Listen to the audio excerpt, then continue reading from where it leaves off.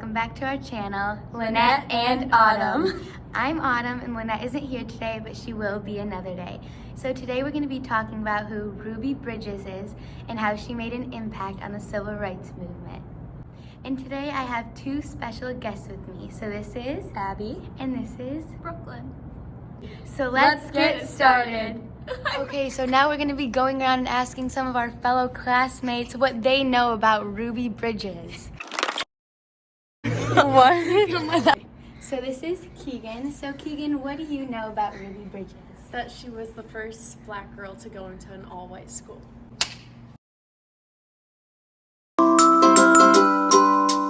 Okay, so the next person we're going to be interviewing is Aiden. So Aiden, what do you know about Ruby Bridges and how she made an impact on the civil rights movement? She made an impact on the civil rights movement, that's all I know.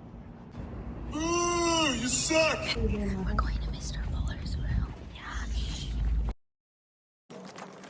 Okay, so the next person we're interviewing is Katie. So Katie, what do you know about Ruby Bridges? She was the first black girl to be integrated into a white school, an elementary school, and she was severely prosecuted by her peers and families when she walked into the school, so she had to be like protected, all that.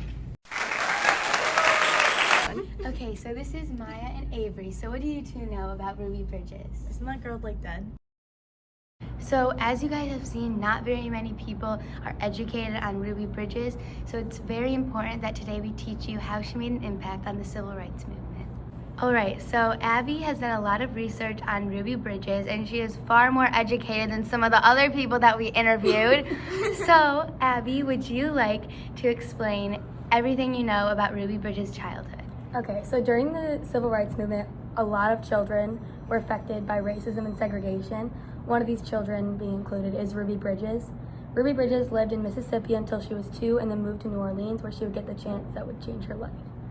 So basically, Brown versus the Board of Education was a case that basically pushed for the desegregation of all schools, which allowed Ruby Bridges to be able to test in and be one of 6 children to integrate into an all-white elementary school. Now that Abby has talked about how Ruby Bridges was able to test into an all-white elementary school, I would like to bring up the fact that Ruby Bridges' parents had a very strong opinion on this matter. So Brooklyn, would you like to go more in depth about that? Yeah, her parents were very hesitant as they were scared of the challenges she might face, more so her father than her mother. Her mother wanted her to have this educational opportunity that may not have arose if she didn't take the test, and the Brown versus the Board of Education case may have not came up, she may not have had this opportunity in her life. So that's where her parents ended up standing. And her mother's opinion might have been the reason that they let her go, but there's no evidence to prove any reason why they let her. So now that you're probably very sick of us just sitting here talking, we're going to be acting out the rising action.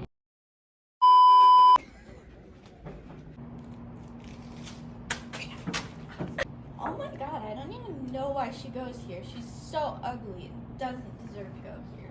I don't want to sit by you. Can I move seats? So besides Ruby getting segregated in her classroom and bullied by multiple students, she also had classmates that wished death upon her. Besides that, Ruby was not the only person to have faced these struggles. Her father, in the process of her being integrated into the school system, also lost his job. A lot of stores refused to sell to her mother, and her grandparents lost the land that they sharecropped on for over a quarter of a century. So many of our peers struggled to answer the question on how Ruby Bridges specifically made an impact on the civil rights movement. So Brooklyn, would you like to explain to everyone the answer to that question? With Ruby being the first African American in an all-white school, it really opened the eyes of how unsegregation should be, even though there were still struggles, and there were things that it opened the public's eye to of how still mistreated she got, even though this was unsegregated.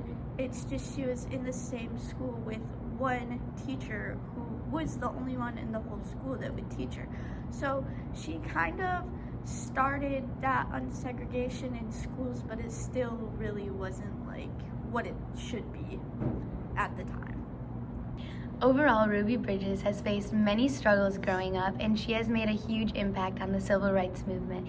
Not only did she make a huge impact in the 1950s, but she continues to make a difference today as a 67-year-old woman. Ow. Boom, Avery, she's not dead. And you sound like an idiot. I'm cold, okay. Your silence is making me giggle. Now we look tall compared to before. She didn't set the standard, but it was But like, she opened people's eyes. she opened the to- eyes, but she still had many struggles that she had to go through.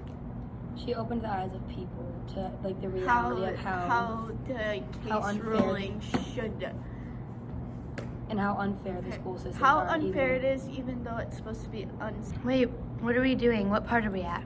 The fuck. Mr. Resseguie just saw you hate crime me. That was rude. This is why our YouTube channel failed. Okay. Wait, can I put this behind the tape measure so that if I look at it? Wait, what do I say? Oh, action. Because I look like an egg. I hope you guys enjoyed today's video. Make sure to like and subscribe to join the Mitten Squad. Bye. We could paint a perfect picture about us. From your head to toe, I fit